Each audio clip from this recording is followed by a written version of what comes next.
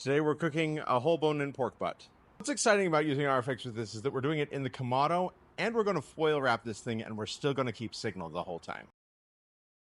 I'm using billows to control my smoker temps. Of course, I'll be poking this with a thermopen later on to verify temperature.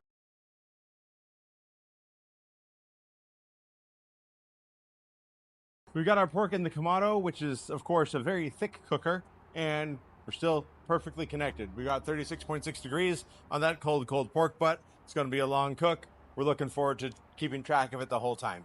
You can see I'm set to 300 degrees, set temp 300. So I'll get a high alarm at 325, a low alarm at 275. And right now my grill is still at 245 because we just opened it to take some pictures. We've got our pork butt. It's hit the stall, so we're going to wrap it to get through the stall more quickly, and we're going to make a nice high humidity environment. Back in here with a double layer of foil in an aluminum pan, and we're closing it up in the Kamado. We're going to keep our connection, no problem. Yeah, still connected.